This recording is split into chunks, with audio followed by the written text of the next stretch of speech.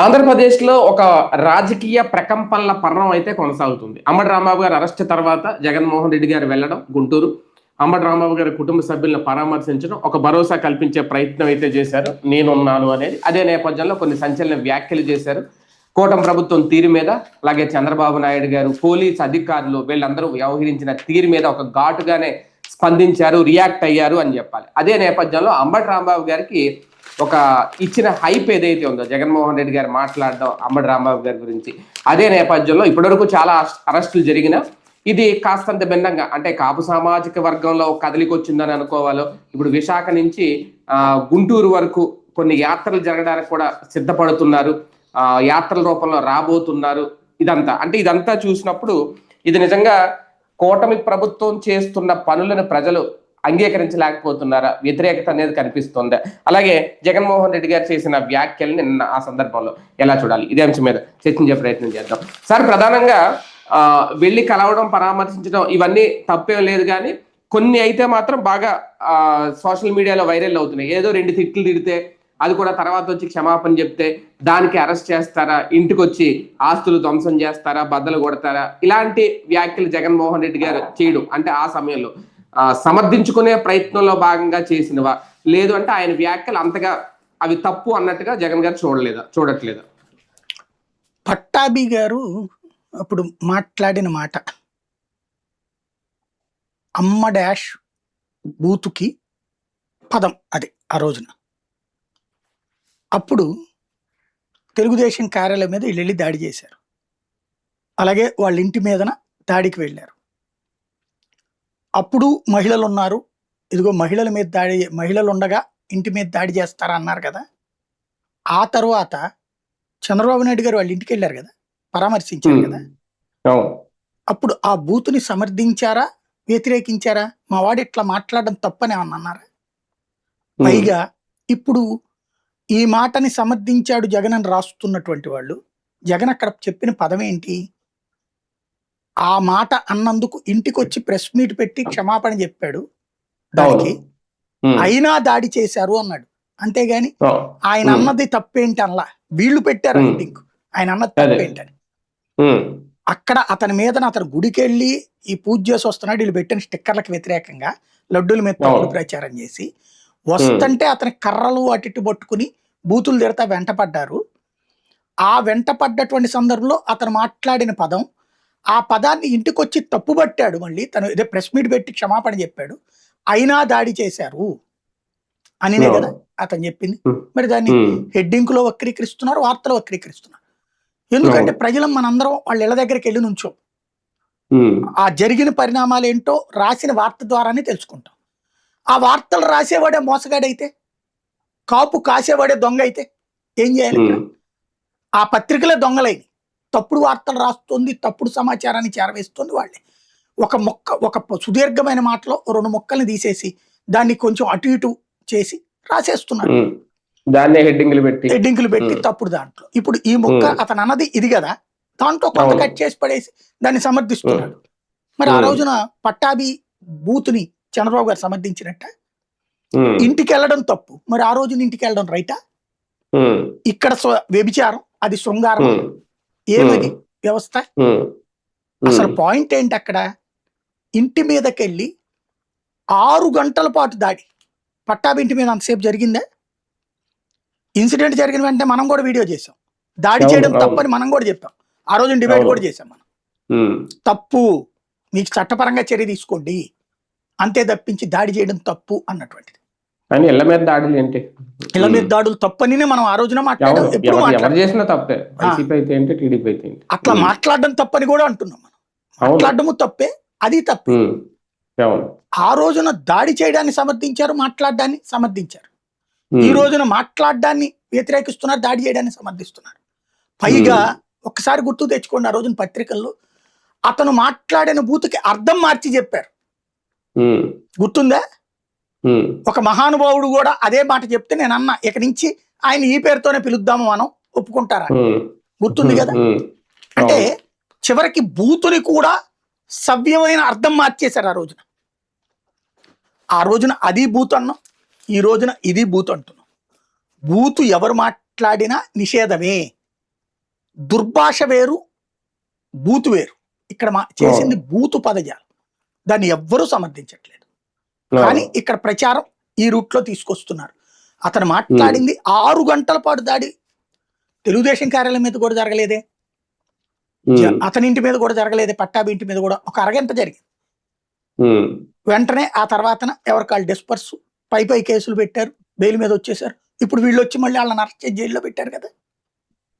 ఇప్పుడు ఏమంటున్నారు, అబ్బెబ్బే వాళ్ళందరూ ఏది ఆటోమేటిక్ స్పాంటేనియస్ రియాక్షన్ అట.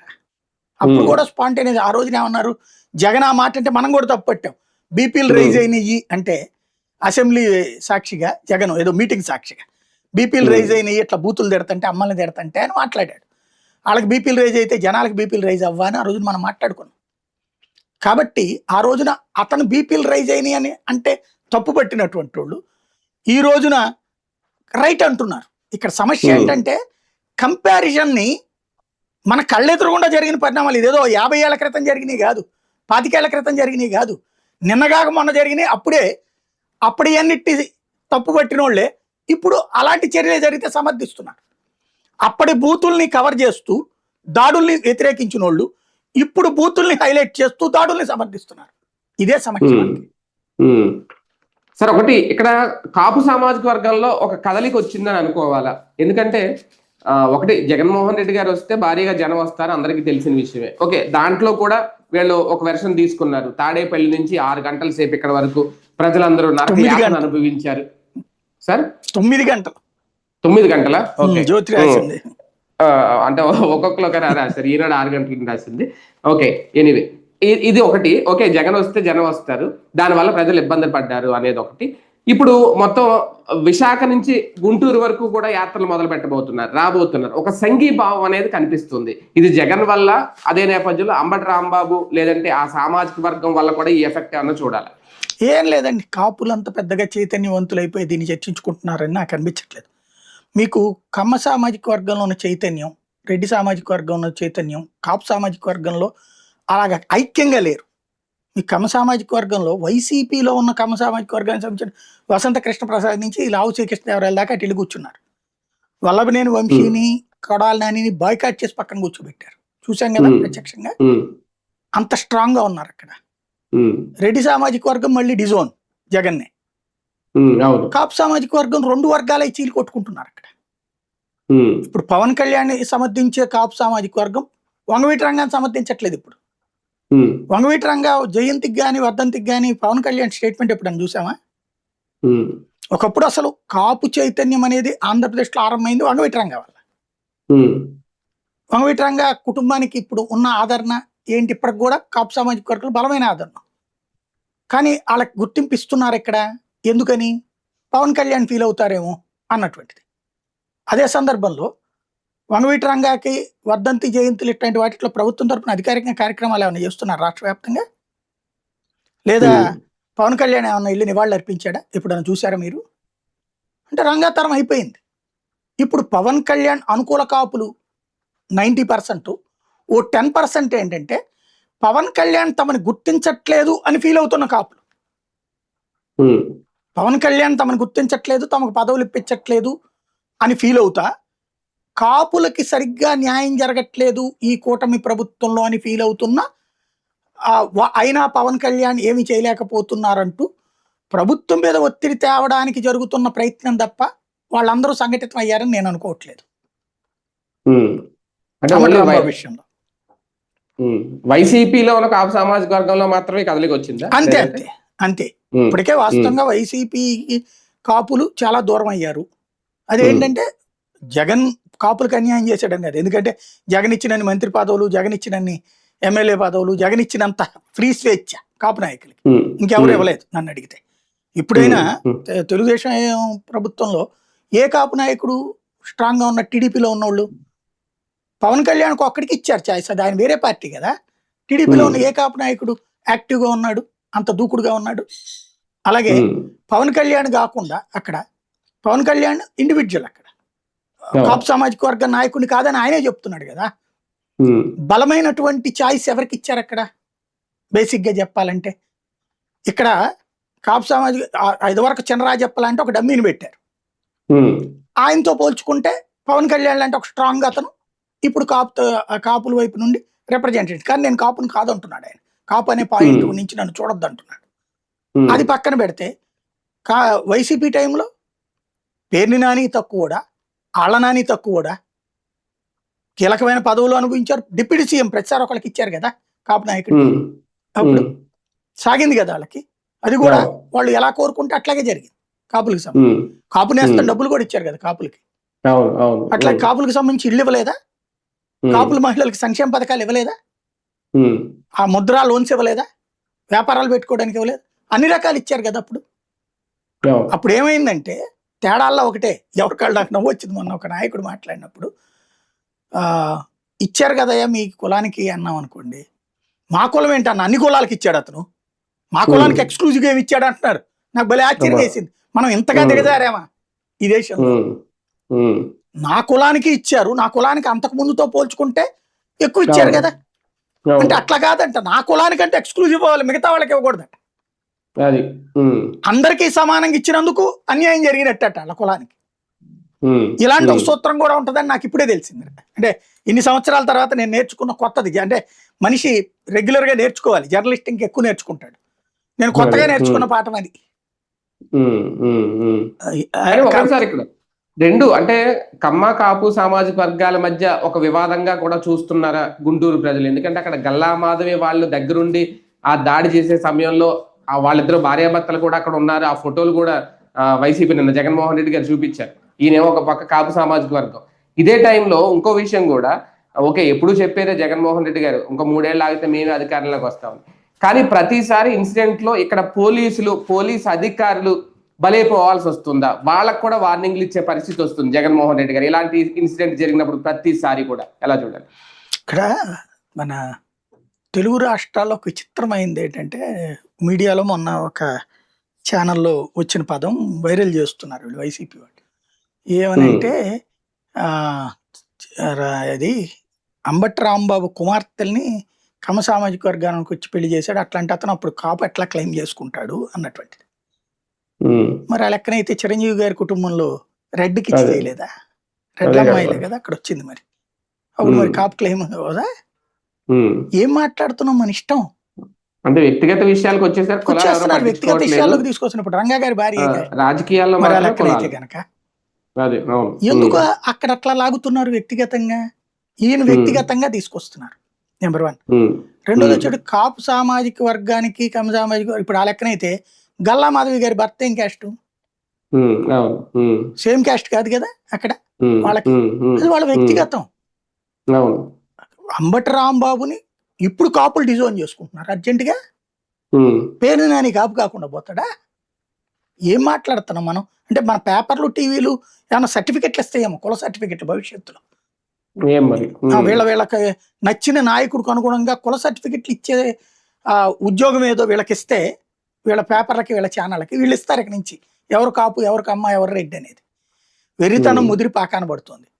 అది పక్కన పెడితే మీరు అన్నట్టు ఈ దీనికి సంబంధించి వార్నింగ్లు అన్నట్టు ఇదే కాదు, నేను మళ్ళీ చెప్తున్నా, 2 రాష్ట్రాల ప్రభుత్వ ఉద్యోగులు మీరు తిరగబడండి. తిరగబట్టం అంటే కత్తులతోనూ కర్రలతో కాదు. న్యాయం కోసం నిలబడకపోతే ఉద్యోగ సంఘాలు మీ జీవితాలు, మీ ఉద్యోగుల జీవితాల్ని నాశనం చేసిన నాయకులుగా చరిత్రలో నిలిచిపోతారు మీరందరూ.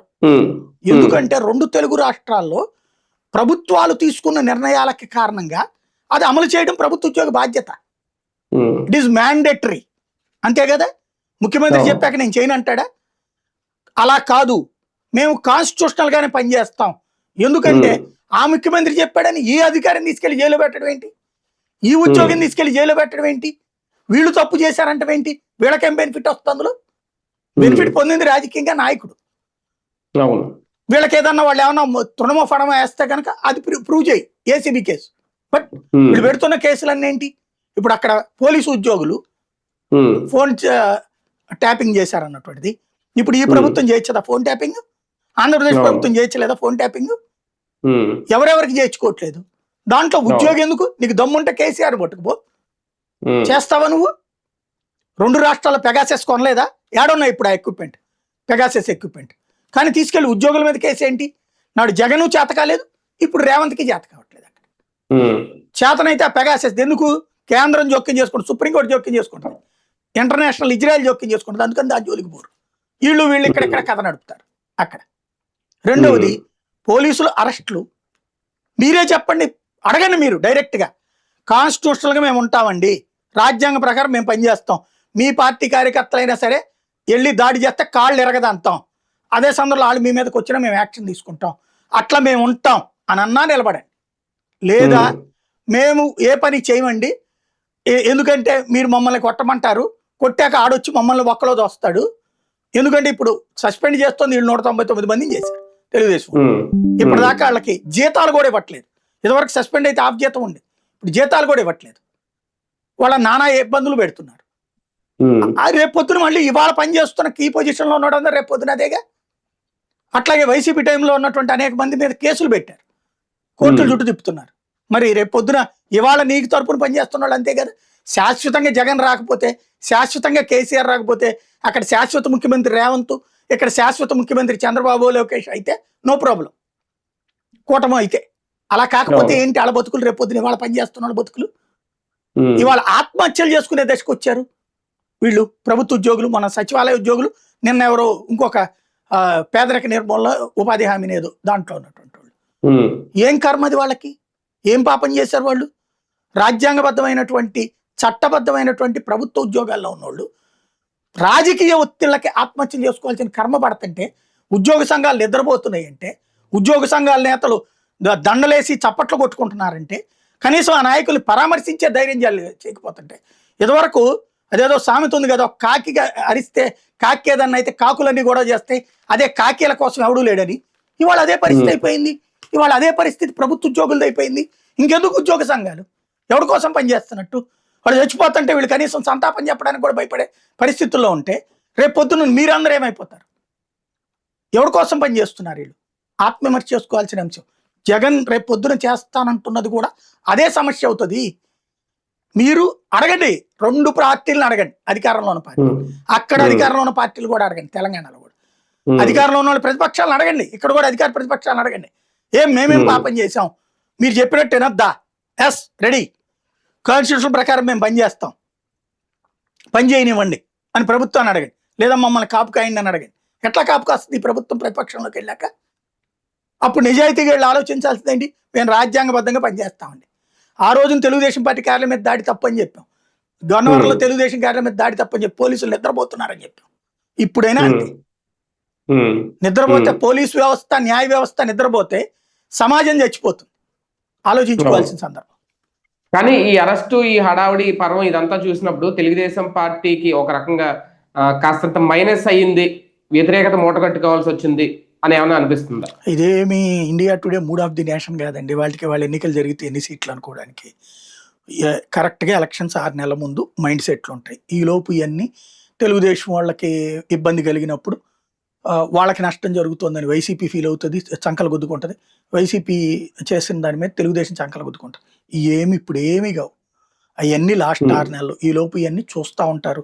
ఎక్కువ హింస అనిపిస్తే ప్రజలు అవతల వైపుకి దిగుతారు, తక్కువ హింస అనుకుంటే వాళ్ళతో పోల్చుకుంటే వీళ్ళు బెటర్ అనుకుంటే ఉన్న వేదవుల్లో మంచి వేదవులు వీళ్ళు అనుకుని ఓట్లేస్తారు అంతే. ప్రతిదీ కౌంట్ అవుతుంది కదా సార్.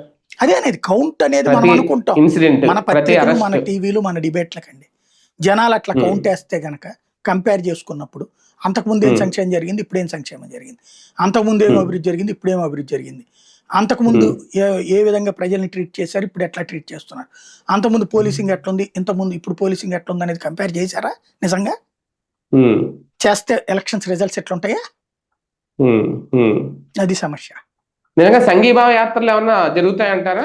చేస్తారండి. నేను చెప్పాను కదా, అన్రికగ్నైజ్డ్ లీడర్స్ అంతేనా, హూ వాంట్ రికగ్నైజేషన్, వాళ్ళు చేస్తుంటారు అంతే. అంతే, రైట్. చూద్దాం. మొత్తానికి అంబటి రాంబాబు గారి అరెస్టు, అలాగే జగన్మోహన్ రెడ్డి గారి పరామర్శ ఒక ప్రకంపనలకు అయితే తెరలేపిందా? ఇది ఎంతవరకు రేపొద్దున్న రాజకీయాలకు ఉపయోగపడుతుంది? అలాగే కూటమి ప్రభుత్వం లేదంటే తెలుగుదేశం పార్టీ తప్పు చేసిందా, లేదంటే ఈయన వ్యాఖ్యలను తప్పుగా చూస్తారా ప్రజలు, ఏంటి అనేది ఇంకా త్వరలో తేలాలి.